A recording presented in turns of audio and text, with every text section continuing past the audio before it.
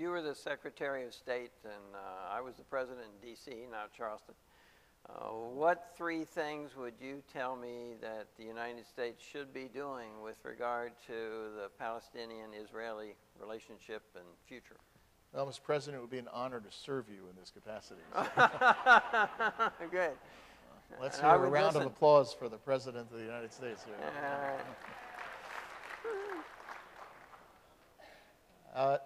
I think the first thing that we ought to be doing in Washington is thinking strategically and not tactically. And what I mean by that is we have an administration with a president who came into office and on day one said to the American people, solving or helping to solve the Middle East conflict is a priority for the United States and a priority for me, for my administration.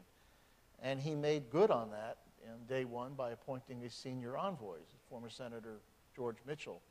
Since that time, however, we have kind of careened off of various walls following tactics. First, it was the idea of a full settlements freeze as a precondition to get to negotiations. Then it was proximity talks as a means of avoiding the confrontation over the negotiating table. Then it was an effort to extend the settlements freeze that was done partially. There's no strategic context for what the administration has been doing. So I would argue with, not with you, Mr. President, but for your benefit, that we ought to think strategically. And I think it probably includes 3 or 4 elements. Number one, I think it is time for the United States to explain its views about the way these issues can get resolved. And I don't mean an American plan, but a set of parameters within which we would like to see the parties negotiate.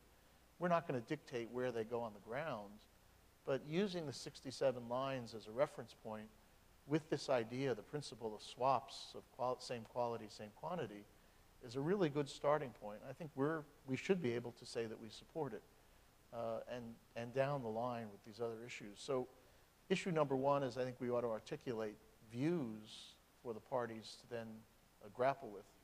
Number two, I think we ought to lend a great deal more support to the Palestinian efforts that I described earlier to build up the institutions for statehood, to build up their capacity to run their economy, to provide jobs for their people.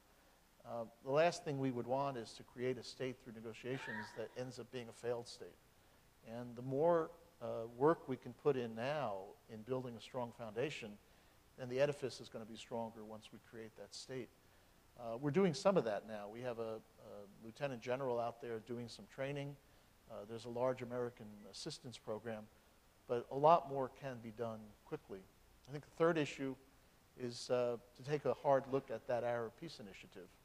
And rather than ignore it, which we have largely done for the last 9 years, I would try to embrace those aspects of it which are consistent with our own views. We do want to see an Arab world that's ready to come to grips and recognize and deal with the state of Israel, and that's what this initiative promises. So why don't we work with the Arab states who will then provide a kind of safety net and support structure for Palestinians? So there's a number of things. I think we can walk and chew gum on this issue. We don't have to just do one tactic at a time. And I would suggest that if our president, you hopefully, are committed to this proposal, that we can actually see this through.